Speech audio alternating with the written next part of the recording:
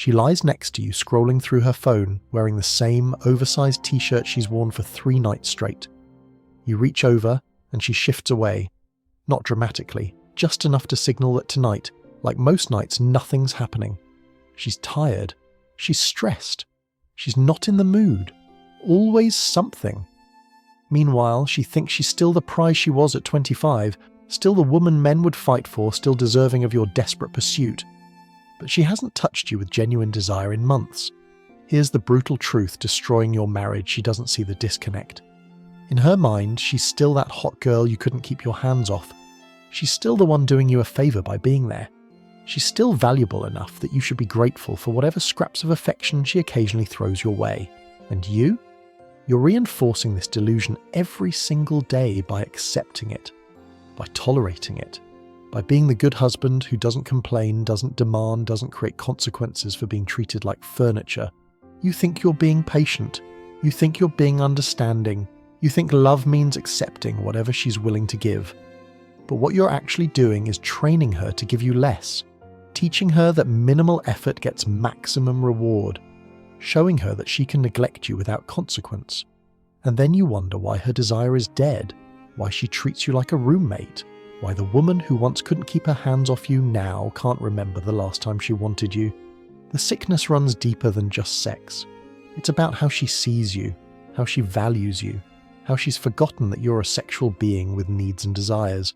She's compartmentalized you into the provider box, the comfort box, the stability box, but the lover box. That's been sealed shut and forgotten, and every day you accept this arrangement, you're signing your own sexual death certificate. Married women who lock down their husbands young often live in a fantasy bubble. They still think they're 25, still think they're the catch, still think male attention means what it meant before they had a ring. They confuse the gym trainer being friendly with genuine interest. They mistake co-workers' politeness for attraction. They interpret social media likes as proof they've still got it. And this delusion feeds their complacency. She doesn't realise that sexual attention isn't the same as being chosen. Men will flirt with anything halfway attractive. They'll give attention to any woman who might give them something. But would they commit? Would they sacrifice? Would they build a life with her? That's a different calculation entirely. And she's confusing the abundance of meaningless attention with actual market value. Like someone thinking they're rich because they have a wallet full of monopoly money. This misperception creates entitlement that's poisoning your relationship. She thinks she's doing you a favour by being there. Thinks you should be grateful she chose you. Thinks her mere presence is enough contribution. So she stops trying, stops initiating, stops seeing you as someone to win over and starts seeing you as someone who's already won. And won things don't require maintenance in her mind. The consequences for you are brutal. You feel ignored, like your needs don't matter. Neglected, like you're not worth the effort. Taken for granted, like a paycheck that shows up regardless of recognition. You're living with someone who thinks she's blessing you with her presence while treating you like an appliance. And the sickest part? You're letting her. You're enabling this delusion by not creating any consequences for it. She genuinely doesn't understand that her market value isn't what she imagines, that being chosen once doesn't mean she'd be chosen again, that keeping a man requires different skills than catching one. She's like an athlete who won one game and thinks that makes them a permanent champion, not realizing the game never ends and competitors never stop training. Watch how she lights up when strangers give her attention, how she becomes animated, engaged, present. That's the energy she used to bring to you. But now you're not a stranger to impress. You're a guarantee to take for granted. You're not a man to win over. You're a resource to exploit. And she doesn't even realize she's doing it because you've never shown her the cost of this behavior. The delusion extends to her physical presentation. She saves her best appearance for girls' nights out, work events, social gatherings. But for you, sweatpants and messy hair. No effort, no energy, no attempt to be attractive. Because in her mind, you're already caught. The game is over, she won, not understanding that marriage isn't a victory lap but a marathon that never ends. Successful escorts understand something your wife doesn't. Actions have consequences. Treat a client poorly, lose the client. Provide minimal service, get minimal payment. Stop maintaining attraction. Stop attracting. They understand that desire isn't automatic, that value requires maintenance. that attention must be earned repeatedly, not assumed permanently. These women know that human behavior responds to consequences, not feelings. You can feel grateful all you want, but if you don't show it, it doesn't exist. You can feel attracted internally, but if you don't express it, it's meaningless. You can love someone deeply, but if you don't demonstrate it through action, it's just a story you tell yourself. They operate in reality, where results matter more than intentions. Your wife lacks this understanding because she's never faced consequences. She reduces intimacy, you stay. She neglects your needs, you remain faithful. She treats you like a roommate, you keep paying the bills. Where's the consequence?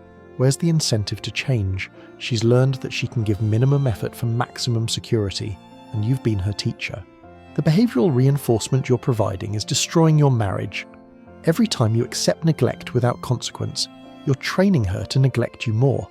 Every time you tolerate disrespect without response, you're teaching her disrespect is acceptable. Every time you remain fully committed while receiving partial effort, you're reinforcing that partial effort is enough. You're literally conditioning her to desire you less. Working women maintain attraction consciously because their livelihood depends on it. They understand that male attention is transactional, that value must be provided consistently, that the moment they stop creating desire is the moment they stop receiving benefits. Your wife has no such pressure. She gets the benefits regardless of performance, the security regardless of effort, the commitment regardless of contribution. They also understand energy management. They know when to be available and when to create distance, when to give attention and when to withhold it, when to satisfy and when to leave someone wanting more. These aren't manipulations. They're understanding of human psychology. Your wife has forgotten these dynamics because she's never had to remember them. You're always there, always available, always providing, regardless of what she provides in return. Good men destroy their own relationships by being too good. You tolerate emotional neglect because you think that's what good husbands do. You accept minimal intimacy because you think that's love. You avoid creating consequences because you think that's being understanding. But what you're actually doing is teaching her that your needs don't matter, that your desires are optional, that your satisfaction is unnecessary. You've abandoned your masculine responsibility to lead, to create standards, to establish consequences. You think being passive is being kind, but it's actually being weak. And weakness doesn't inspire desire. It inspires contempt. Not conscious contempt, but the unconscious loss of respect that kills attraction faster than any physical change ever could. Masculine energy isn't about domination. It's about decisiveness, about presence, about strength that creates security. When you withdraw that energy, when you become passive, when you stop leading, her feminine energy has nothing to respond to. She needs your masculine frame to activate her feminine response. Without it, she becomes masculine by default, and masculine women don't feel desire for passive men. Your withdrawal or shift in energy is the only thing that signals consequences, not angry withdrawal, not punitive silence, but the genuine shift that comes from self-respect. When she feels you pulling away, not manipulatively but authentically, something primal activates. The fear of loss, the recognition of value, the understanding that you're not a guarantee. This shift can realign the entire dynamic, but most men are too afraid to risk it. You think maintaining peace is maintaining relationship, but peace without passion is death. Comfort without desire is roommates. Security without sexuality is friendship. You're so focused on avoiding conflict that you're avoiding connection. So committed to being good that you've stopped being attractive. So determined to be understanding that you've become invisible. Look at yourself honestly. When did you stop being the man she desired and become the man she depends on? When did you trade being her lover for being her provider? When did you accept that your sexual needs matter less than her comfort? These aren't natural progressions. They're choices you made by not making choices, by not maintaining standards, by not requiring mutual desire as a condition of continued investment. You've created a dynamic where she gets everything she needs while you get nothing you want. Her security needs are met through your provision. Her emotional needs are met through your presence. Her social needs are met through the status of marriage. But your sexual needs, your desire for passion, your hunger for being wanted, those are treated as inconveniences to her comfortable arrangement. Female sexual desire operates differently than yours. She can go weeks, months, even years without sexual engagement and not feel the deprivation you feel. Her drive isn't constant like yours. It's responsive, it needs activation, and in long-term relationships, that activation doesn't happen automatically. It requires effort, energy, intentionality, none of which she's providing because she doesn't understand she needs to. Long-term relationships naturally decline in sexual intensity. Novelty fades, mystery disappears, the chemical cocktail of new love stops flowing. This is biological reality. But most couples interpret this as falling out of love rather than what it actually is. The transition from passive desire to active choice, from automatic attraction to intentional connection, from chemical reaction to conscious decision. Male initiation is often necessary to revive sexual energy, but you've stopped initiating because you're tired of rejection. She's stopped responding because she's not naturally aroused. You both wait for the other to create what neither of you is creating, and in that stalemate, desire dies. Not dramatically, just slowly, quietly, until one day you realize you're living with a stranger who shares your bed. The misalignment between desire and action creates death spirals. You want her but don't pursue because you fear rejection. She might respond but doesn't initiate because she feels no active desire. You both interpret the other's inaction as lack of interest. Both withdraw further. Both protect themselves from vulnerability. Both kill the very thing they claim to want. Her biology doesn't create spontaneous desire for familiar partners. Your presence doesn't trigger the same response it did initially. This isn't personal, it's physiological. But instead of understanding this and working with it, she assumes her lack of desire means something's wrong with the relationship. Or worse, she assumes it's normal and stops trying entirely. The biological reality is that female desire in long-term relationships requires conscious cultivation. It needs to be built through anticipation, through tension, through polarity.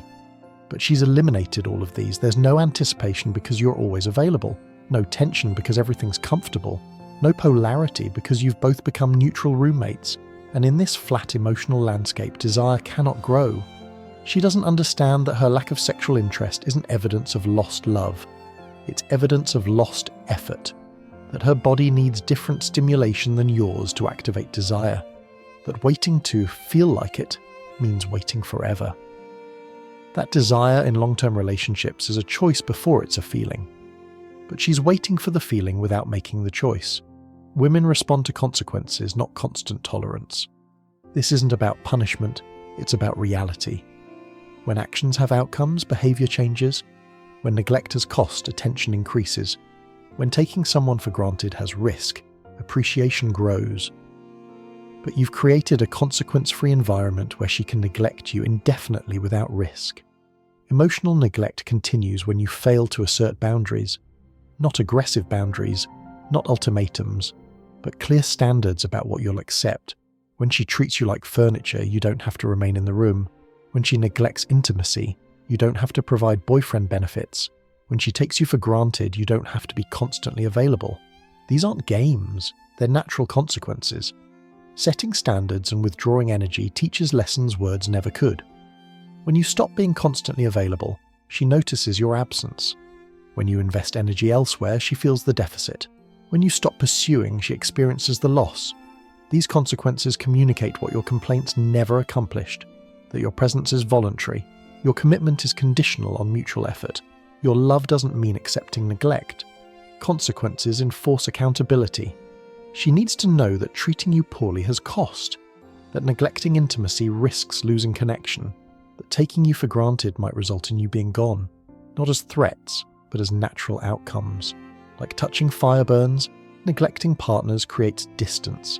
And only when she feels that distance does she remember your value. The goal isn't to manipulate, but to maintain self-respect. You're not playing games to make her chase you. You're genuinely investing your energy where it's appreciated. You're not withdrawing to punish her. You're protecting yourself from continued neglect. You're not creating fake consequences. You're allowing real consequences to naturally occur. Start small. When she rejects intimacy, don't cuddle afterwards. When she treats you dismissively, leave the room. When she takes you for granted, make other plans. Not angrily, not dramatically, just naturally. Let her feel the absence of benefits she's been receiving without reciprocation. Let her experience what life feels like without your constant presence and provision. Escorts maintain attention and respect consciously because they understand value dynamics. They know that male investment follows female effort, that desire requires cultivation, that attraction demands maintenance. They treat every interaction as an opportunity to create value, not an obligation to endure. Your wife has forgotten these fundamentals. Married women often neglect these dynamics because they think the contract guarantees the connection. The ring ensures the relationship. The vows secure the value. But marriage isn't a destination. It's a continuation. The game doesn't end at I do. That's where it intensifies, because now you're competing against complacency, familiarity, and the slow death of taking each other for granted. She doesn't value what maintaining attraction requires because she's never lost it. She's never experienced a good man walking away, never felt the consequences of neglect, never learned that good relationships are rare and fragile, requiring constant care. She treats your relationship like it's permanent when it's actually perpetually renewable, and she's been coasting on automatic renewal without reading the terms. Treating relationships as rare prevents complacency. When she understands that what you have is exceptional and losable, behavior changes. When she recognizes that good men who tolerate marriage without intimacy have options, effort increases. When she realizes that her position isn't guaranteed, investment returns. But this realization only comes through experiencing consequences, not hearing complaints. The value she's forgotten isn't just sexual. It's about presence, attention, energy, effort. About making you feel like a priority instead of an obligation. About treating you like a lover instead of a provider. About seeing you as a man with options instead of a guarantee. She's forgotten that your presence is a gift, not a given. That your commitment is earned, not assumed. That your love is valuable, not automatic. Men regain control by shifting energy and enforcing consequences. Not control over her, but control over yourself. Over what you'll accept. Over where you'll invest. Over how you'll allow yourself to be treated. This shift in energy changes everything. Not immediately, but inevitably, because energy shifts are felt before they are understood. Withdrawal from tolerance signals change. When you stop accepting minimal effort, she feels the standard rise. When you stop being available for neglect, she notices the absence. When you stop providing husband benefits for roommate treatment, she experiences the loss. This withdrawal isn't angry or punitive. It's the natural result of self-respect returning. Attractiveness and desire are maintained through accountability. When both parties know their position requires effort, effort continues.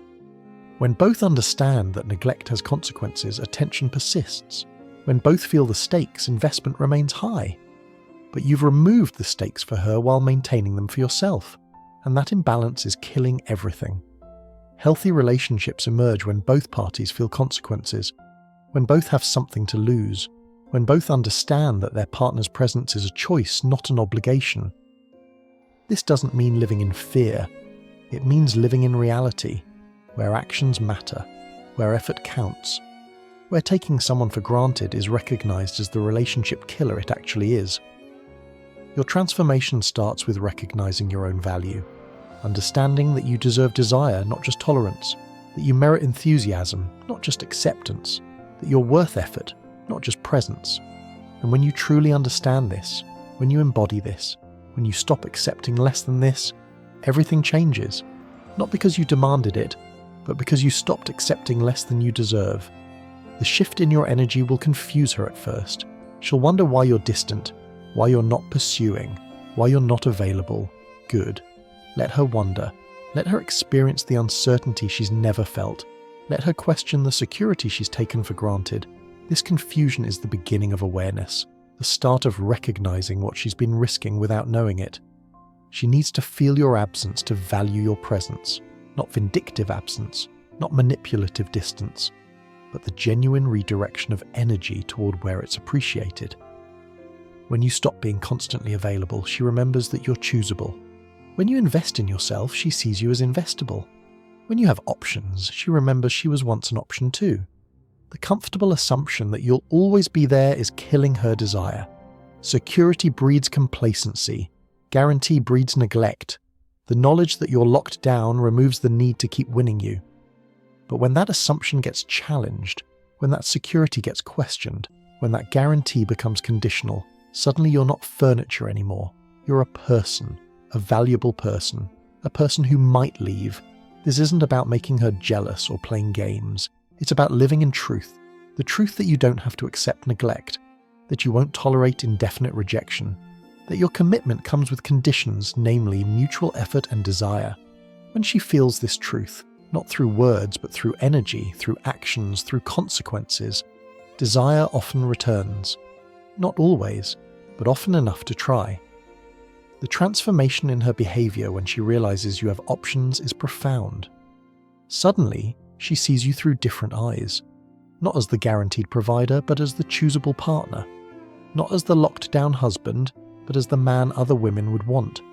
This shift in perception changes everything, because desire follows value, and value is only recognized in contrast to potential loss. Remember, you're not trying to hurt her or manipulate her. You're trying to wake her up to what she's losing through neglect. You're trying to resurrect the woman who once desired you by becoming the man worth desiring again. You're trying to save your marriage by stopping the behaviors that are killing it. And sometimes, that means letting her feel the reality of what life without your full presence would actually mean.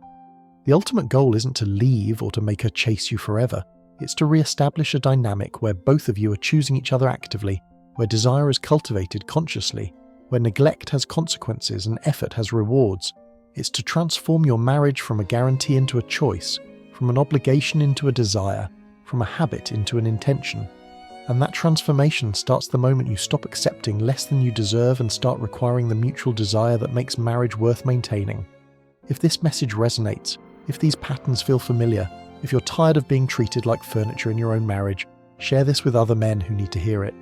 Like this video if it exposed dynamics you're living but couldn't articulate. Subscribe for more unfiltered truth about relationships, desire, and the consequences that create change. Because someone needs to say what millions are experiencing but nobody's discussing. The resurrection of desire starts with the death of accepting neglect.